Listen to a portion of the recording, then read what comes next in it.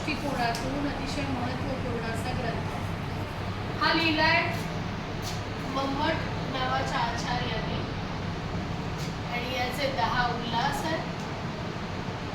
त्यापैकी पहिला उल्हास आपल्याला आता शिकायचा. त्याची सुरुवात ग्रंथारंभे विघ्न विघाताय समुचितेष्ट देवतां ग्रंथकृत परामर्श. या काव्यप्रकाश या ग्रंथाचा ग्रंथकृत जो आहे म्हणजे करणारा, ग्रंथ लिहिणारा म्हणजे ग्रंथकार. कोण आहे ग्रंथकार? कोण आहे? मम्मट. हा मम्मट ग्रंथारंभे, ग्रंथस्य आरंभे, ग्रंथाच्या सुरुवातीस विघ्न विघाताय, विघ्न नष्ट व्हावेत म्हणून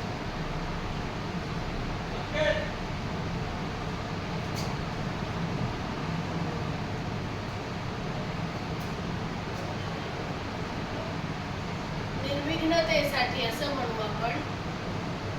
समुचितेष्ट देवतां, आपल्या इष्ट देवतेला, आपल्या इष्ट देवतेला हा ग्रंथकार परामृशती म्हणजे नमन करतो किंवा अभिवादन करतो किंवा त्याविषयी कथन करतो. ठीक आहे. हा ग्रंथकार काय करतो? आपली जी इष्ट देवता आहे त्या इष्ट देवतेला ग्रंथ सुरुवात करण्यापूर्वी नमस्कार करतो. आता यातून काय, ह्याला आपण असं म्हणतो की जेव्हा एखादा ग्रंथ लिहायचं असतं त्याचं विघ्न काय असतं की ग्रंथ लिहिण्यामध्ये कुठली अडचण येऊ नये, ग्रंथ हा पूर्णपणे लिहिला जावा, पार पडावा.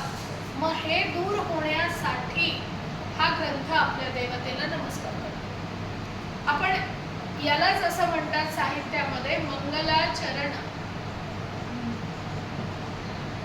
किंवा प्रथम अभिवादन. कोणतीही गोष्ट एखादी करताना जसं आपण व्यावहारिक जगात गणपतीची पूजा करतो, बरोबर आहे, म्हणजे त्याच्यात काही फार वेगळं नाही आहे.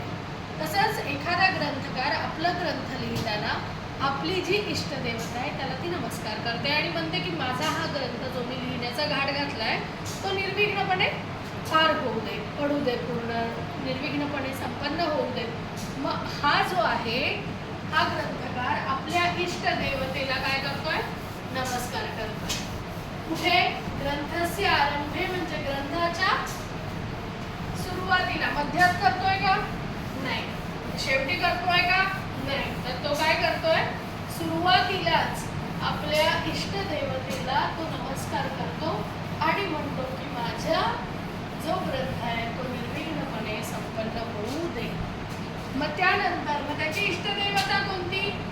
कवीचं काव्य असतं, कवीची निर्मिती म्हणजे काव्य आणि त्याची इष्ट देवता ही भारती.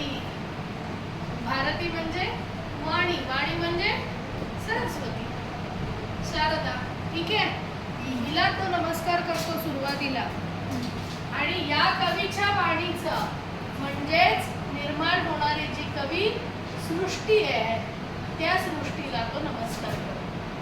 आणि दुसरी सृष्टी आहे ब्रह्मदेवाची सृष्टी, जी ब्रह्मसृष्टी असं आपण म्हणू शकतो. त्याने सुरुवातीलाच सांगितलं की ही सृष्टी कशी आहे?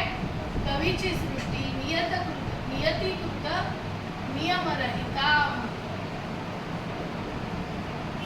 नियतीने केलेल्या नियमांना झुगारून देणारी ही सृष्टी आहे. त्या सृष्टीमध्ये नियतीचे नियम कोकताळे चालत नाही, कुठलेही बंधन नाहीये नियतीचं. परंतु इथे मात्र नियत शक्त्या, नियत रूपा,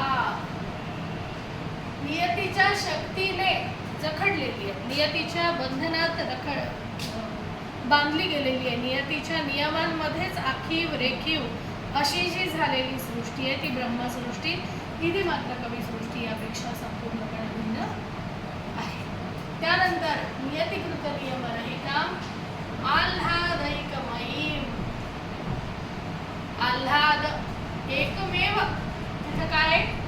आनंद आहे. आणि इकडे मात्र सुख, दुःख आणि मोह स्वभावा, मोहाने